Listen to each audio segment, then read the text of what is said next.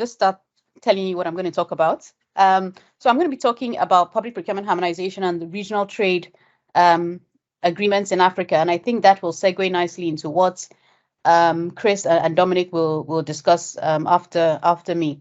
So, and also to give you a flavor of how UNCITRAL is relevant in that context, and which RTAs, which regional trade agreements in Africa have a harmonization component and what that looks like. So I'm going to be looking at four, next slide please here, four of the regional trade agreements, or regional economic communities, maybe I should say, in Africa, COMESA, Common Market for Eastern and Southern Africa, WEMU, West African Economic and Monetary Union, SADC, and the East African Community.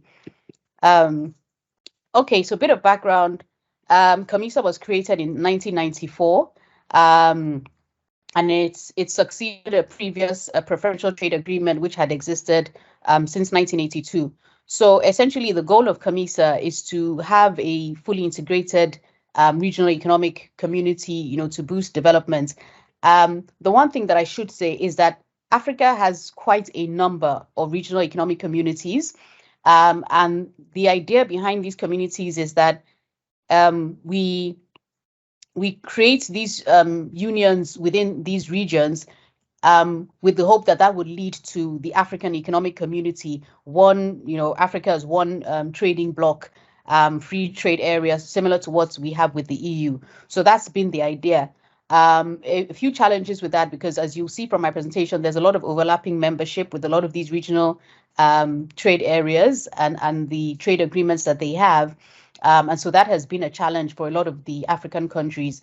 And in the communities, you also have different levels of harmonization and integration. But I think COMESA is actually one of the economic communities that's actually a lot more integrated than the others. So next slide, please, here. So COMESA has 21 member states, and it recently was able to create a free trade area with 16 of its member states. And so in that free trade area, they've eliminated tariffs on products that eliminate from within those countries. And it's quite developed as a regional economic community. It has a competitions commission, has its own courts of justice, and a trade and development bank, among others. So in terms of procurement harmonization, next slide, please, here. COMESA commenced a reform project for procurement in 1998, and it did this in quite an interesting way. What it did was that it adopted the UNCITRAL model law as a basic guiding text for COMESA nations which wanted to improve their national systems. And then it did two other things. It adopted procurement directives, and those directives created an obligation on COMESA member states to improve COMESA procurement principles in their national legal frameworks. So the directives are very brief. They just talk about the principles of procurement and create an obligation for member states to make sure that those principles, transparency, efficiency, value for money, etc., are found within their national frameworks. And then the second thing that it did to actually give teeth to the harmonization agenda was that it issued procurement regulations in 2009, which were designed to open the procurement markets of COMESA member states to suppliers from other COMESA member states. And so member states have to comply with the procurement regulations. And what the regulations do is that they provide sort of a skeletal framework of what domestic procurement should do, what national procurement systems should do in terms of dealing with, regional suppliers from COMESA region. So it doesn't really create new obligations, but it just talks about things that have to be present in domestic frameworks in order for these frameworks to be accessible to regional suppliers.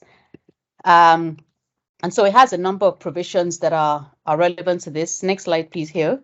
So it has articles on preferences for regional suppliers. So for goods and services manufactured within COMESA region, those suppliers have preferences over third-party suppliers. It also has what we see in instruments like the GPA and the EU procurement directives, it has a most favored nation obligation, and it also has a national treatment obligation. So a lot of the COMESA regulations, you actually see a lot of the flavor of agreements like the GPA within those regulations. Next slide, please, here. And then in terms of dispute settlement, the language, again, is almost identical to the language that we find in the GPA. And it talks about the fact that there has to be consultations before they actually go to full-blown dispute settlement. Next slide, please, here. Okay, so this is, now we're looking at the West African Economic and Monetary Union, which is a regional economic community or that comprises 8 of the Francophone or former French colonies, so Francophone African countries. Again, similar goals to COMESA to promote a common market, but because of their, what shall I say, because of their French colonial history, they're actually a lot more close. There's a lot less diversity in the way that community operates. So it's a lot more integrated in that sense. They have a similar currency. They have a central bank. They have French as the official language, and they have a common monetary policies. And it was only until 2020 that the WAMU Central Bank moved its foreign reserves out of the French central bank. So under the French colonial pact, they had that level of integration between themselves and also with France, but they're now moving away from dependence and relying on France. So in terms of procurement harmonization in WAMU, again, the goal is to increase regional trade, deepen regional integration. And I have to say that because of WAMU's colonial history, a lot of what they do is very European. So even the language they use is very, very similar to what you'll find in the European Union. And so they started their integration and harmonization project in year 2000. And it had 2 aims: to develop a legal framework on public procurement and to address integration, to address integrity in public procurement systems. So what do? They pass 2 procurement directives. I said already that their language is very similar to EU language because of their should I say cultural proximity to France. So in 2005, they passed 2 procurement directives, one on procurement procedures and the other one on control, on which really deals with regulation of procurement. And very much like the EU approach, member states had 2 years to transpose those directives into national law in a way that it achieves the effects of the directives. And they had already done this by the 2-year deadline. So again, those directives have a number of provisions. It applies in terms of its scope. It applies to public contracts at all levels, so national, regional and local levels of procurement, and applies to all public entities, state-owned entities, and concession contracts as well. But the directives exclude defense. Again, very similar to what you have in the European Union. They have provisions for review. They have provisions on procurement procedures. So it's very detailed, a lot more detailed than the COMESA regulations, because this is, as I said, very similar to what you have in the European Union. So they go to that level of detail. And because they have already the infrastructure of having a common currency and one central bank and common monetary policies, there's a lot more integration and a lot more cross-border trade in that sense. So next slide, please. So I'll go to the SADC, Southern African Development Community, created in 1992. Similar objectives again to what we see done in Africa to achieve development, peace, security, and economic growth and all that. It has 16 member states, and from there you'll see that there's a lot of overlap with the COMESA member states as well. Now, SADC doesn't have in the traditional sense, they don't have a procurement harmonization in that sense. So they don't have rules that are aligning their procurement frameworks or allowing cross-border trade in procurement. But they do have a procurement and grants policy which deals with when they fund contracts or fund projects in member states. So similar to what we have in the multilateral development banks. If you know about the multilateral development banks, if they fund a project in a developing country, then that country has to execute that project using the World Bank or the African Development Bank procurement rules. So the SADC's procurement and grants policy works in that way. Next slide, please. Here, sorry, I think I didn't. So you need to move a bit. I'm moving faster than I can say. Next slide. Here, can we move again? Are the slides stuck? We're on collaborative procurement SADC now. Okay. Oh, it's not showing on my side. Okay. Okay. So okay, showing now. Okay, there's just a lag. Okay. All right. So yeah. So collaborative procurement in SADC, I think, is the closest thing that we have to some kind of integration in procurement. So in 2012, SADC developed a strategy for pooled procurement of medicines. Now, of course, the SADC has one of the highest burdens of HIV, AIDS, and tuberculosis.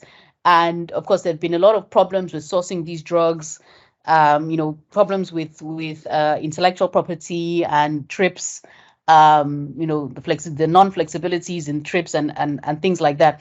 So, and of course, prices as well.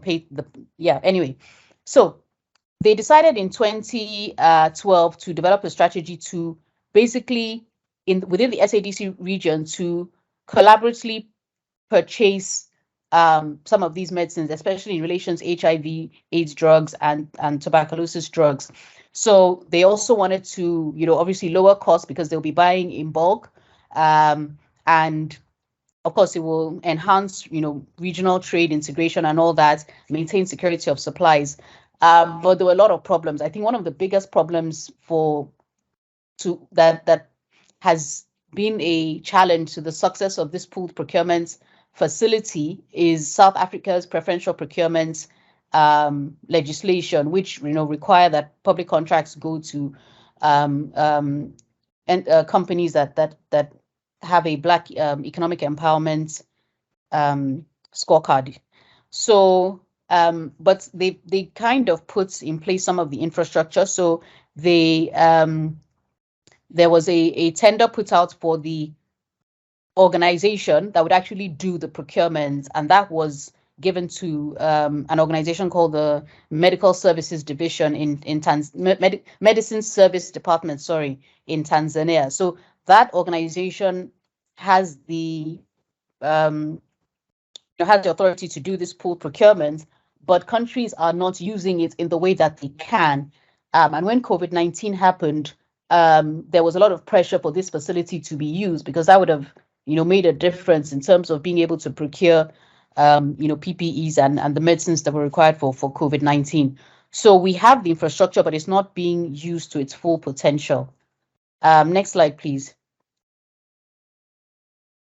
Okay, so the last community I want to talk about is the East African community. The EAC has 7 member states. Again, you can see overlap between COMESA and SADC countries.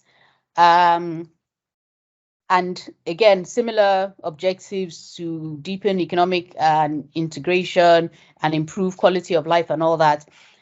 So the East African community actually has, in a way, a more ambitious goal than some others, because it has right now it's focusing on creating a common market, a customs union, a monetary union, and a political federation. So there's a lot of work being done, going slowly, but happening to try to ensure that these 4 pillars of integration happen. So in terms of procurement, there isn't yet a comprehensive approach to procurement harmonization, but it's coming. So there have been various protocols that have been advanced to liberalize trade in goods, services, free movement of people. There are various agreements to cooperate in infrastructure development and PPPs. Of course, there's procurement regulation for corporate procurement done by the East African community itself. So when the community buys things for its own use. There's also right now an agreement to establish a free trade agreement with COMESA, SADC, and EAC. And you see an overlap between the countries in COMESA that are part of the free trade area and the SADC and EAC countries. In terms of procurement, some years ago, about many years ago now, 7 or more, maybe 8 years ago, there was an agreement on cross-debarments between Kenya, Uganda, and Tanzania. But at that point, they had the agreement, but the challenge was with the information sharing, and I haven't been able to see if that agreement is still live or what's going on. And then there's also a work going on to harmonize procurements in a more traditional sense, but it hasn't been fully realized. Next slide, please. I won't step into the last slides, the last session's work, but there are challenges because of things like the size of our private sector markets. It's not seen, harmonization is not seen as that important. Of course, I talked about South Africa and the socioeconomic objectives that procurement is tied to, not just in South Africa, but many other countries is a challenge. Data sharing, corruption, these are all challenges and obstacles to having proper harmonization in that sense and opening up procurement markets to cross-border trade, at least within the African region. So I think last slide here. So I think that's it from me. So thank you very much.